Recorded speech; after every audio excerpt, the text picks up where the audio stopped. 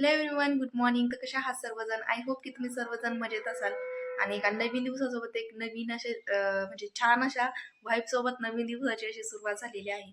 आणि आत्ता वाजलेले आहे 10:30. तर सगळं काम वगैरे आवरलं होतं आणि श्रीशाला सुद्धा झोपी लावले. मॅडमला झोपी लावली, त्यामुळे मला लॉक शूट करता येते.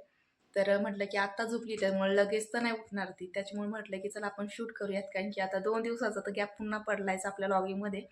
तर त्यामुळं तर लॉग झाले असते कंटिन्यू बरं का. पण मीच माझ्या सासूबाईंकडे गेले होते, म्हणजे मावस सासूबाईंकडे गेले होते. माझ्या सासूबाईंच्या बहिणी आहेत त्यांच्याकडं, 2 बहिणी आहेत, तर त्यांच्याकडे गेले होते. तर मग दोघींकडे एक एक दिवसच राहिले, पुन्हा रिटर्न आले घरी. आणि त्यानंतर मग काही लॉग वगैरे शूट घेणं झालंच नाही. म्हणजे शूट वगैरे मी घेतलं तसं आपलं जे डिश वगैरे आहे, जे काही बनवतो त्याच्यामध्ये शूट घेतलं मी. पण तसा एवढा काही माइंडसेट क्लिअर नव्हता की शूट घेण्याजोगा. कारण की आपल्या आजूबाजूला जर आपण काही थोडंफार जरी असं वाईट वगैरे काही ऐकलं, तर मग आपली पण मनस्थिती तीच होते विचार करून करून.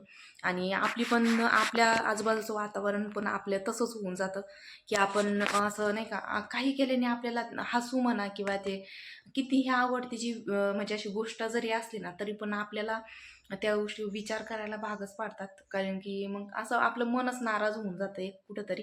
तर त्यामुळं आणि असं काही ऐकल्यानंतर तर खूप वाईट वाटतं. आणि माइंडसेटच तसा नसतो त्यावेळेस. आणि असं शूट वगैरे जर घ्यायचं म्हणलं ना, की थोडासा हॅपी जरी नाही म्हटलं तरी आपण डेली जसं राहतो ना, तर तसं जरी माइंडसेट असलं तरी आपण व्लॉग शूट करू शकतो. पण असं काही जर ऐकलं ना, तर मग थोडासा आपल्याला धक्का बसल्यावानीच होतो. तर जरी भले आपण त्या माणसासोबत दररोज जरी नसलं राहत, पण आपण जर पाहिलेलं असलं, आपल्या कॉन्टॅक्टमधलं असलं, तर आपल्याला खूप वाईट वाटतं. आणि त्याच विचारामुळं म्हणजे तेच विचार करून करून थोडंसं असं अपसेट मन झालं होतं. आणि वाटायचं की आपण लॉग स्टार्ट केल्यानंतर एवढं काही वाटायचं नाही. पण एक अशी नाही का मनाची तयारीच होत नव्हती का लॉग नाही का चालू करावेत, आपलं नाही का थोडंसं बिझी राहावं असं काही. कारण की तितकं मनच इतकं हे झालं होतं. आणि असं काही ऐकल्यानंतर तर सगळ्यांनाच असं वाईट वाटतंच. पण मग असा फरक पडतो ना, की आपल्यातलंच असल्यावर मग खूप वाईट वाटतं. तर त्यामुळं थोडंसं मग मी म्हटलं की आठवडाभर तरी माझा गेलाच त्याच्यामध्ये. म्हणजे तर मी काय शूट करायला घेतलं, कारण की मनच होत नव्हतं. आणि त्यामुळे म्हटलं की चला आता आजच्याला लॉग शूट करूयात, कारण की आपला इंट्रोडक्शन जे म्हणता येईल, तर ते थोडंसं राहिलं होतं. म्हणजे मला इंट्रोडक्शन एक सेपरेट असा लॉग बनवायचा होता सुरुवातीलाच, पण तो राहून गेला होता. कारण की मी लॉगिंग वगैरे स्टार्ट केलं आणि का केलं का नाही ते तुमच्यासोबत शेअर केलं.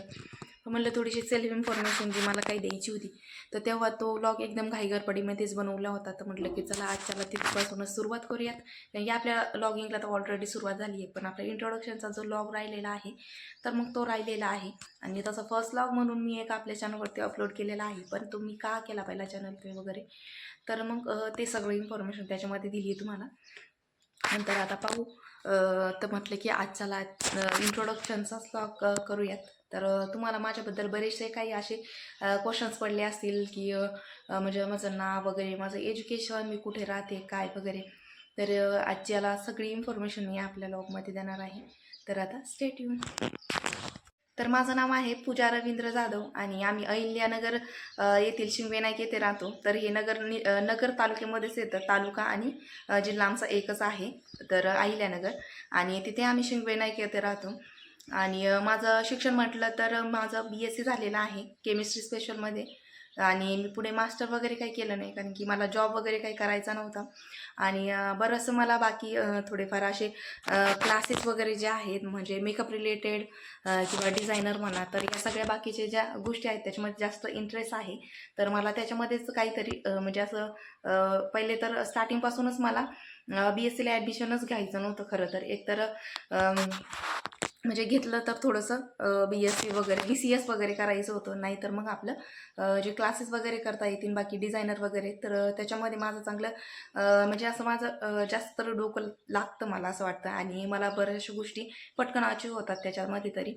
तर त्यामुळे मला असं डिझायनिंग म्हणा, फॅशन डिझायनिंग म्हणा, किंवा आपलं मेकअप रिलेटेड म्हणा, तर हे मी मेकअपचा तसा कोर्स केलेला आहे. फक्त हेअर स्पेशल म्हणजे हेअरमध्ये प्रोफेशनलमध्ये कोर्स केलेला आहे. मेकअपचा तसा मी केला नाही. माझ्या म्हणजे अगोदरच्याच सुरुवातीपासूनच मला लहानपणापासून म्हटलं तर मेकअपची आवड आहे आणि त्यामुळंच मला मेकअपचे काही प्रोफेशनलमध्ये कोर्स करायची काही जरूरत पडली नाही, कारण की क्लासमध्ये जाऊन पण आपण तेच प्रोडक्ट नॉलेज घेणार आणि ते मला ऑलरेडी होतं. त्यामुळं मग मी मेकअपमध्ये तर काय केलं नाही, फक्त बेसिक केलं होतं मेकअपमध्ये फक्त, आणि हेअरमध्ये प्रोफेशनल केलं होतं. कारण की हेअरचं चाललं होतं करायचं नाही करायचं, पण ते नंतर न केलं, म्हटलं आपलं दोन्ही पण मेकअप आणि हेअरचं होऊन जाईल त्यासाठी. आणि तसं जर ब्लाऊज वगैरे म्हटलं तर तेही माझ्या दीदीने मला शिकवलेले आहेत, ब्लाऊज ड्रेस वगैरे, पण ते काय मी जास्त करत नाही, कारण की त्याला भरपूर टाईम लागतो आणि टाईम म्हणा आणि कुठलीही गोष्ट येऊस तर आपल्याला एक्साइटमेंट असते आणि त्यानंतर मग एकदा यायला लागलं ना की नंतर ना आपण ते कंटाळा करतो. तर त्यामुळे ब्लाऊज वगैरे काही स्टिच करत नाही, पण तसं मला येतं आणि ड्रेससुद्धा येतात. तर माझ्या दीदीने कोर्स केला होता, त्याच्यामुळे मग मला तिने ते शिकवलेलं. आणि तसं पहिल्यापासून तर माझी ड्रॉइंग वगैरे पण खूप छान आहे, त्याच्यामुळे मग मला मेहंदी पण येते.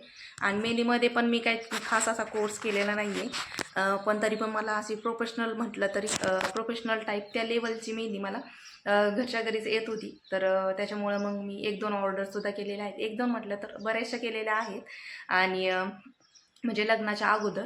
तर पण जास्त तरी असं कॉलेजमुळं मी जास्त ऑर्डर वगैरे काही घेत नव्हते. जर आले एखादं म्हणजे कॉलेज झाल्यानंतर, त्यानंतरही काही जास्त टाईम भेटला नाही, कारण की लवकरच माझं लगेचच लग्न पण जमलं होतं. तर माझे मिस्टर म्हटलं तर ते आर्मीमध्ये आहेत आणि आमचं 2023मध्ये लग्न झालेलं आहे. तर आता आमच्या लग्नाला 3 वर्ष कंप्लीट होतील 2026मध्ये आणि आमची गोड अशी छान अशी मुलगी पण आहे एक. तर तुम्ही या अगोदरही व्हिडिओमध्ये पाहिलं आहे तिला. तर श्रीषा नाव आहे आणि तसं आम्ही स्वरासुद्धा म्हणतो तिला. 2 नावं आहेत तिची, तर स्वरा आणि श्रीषा.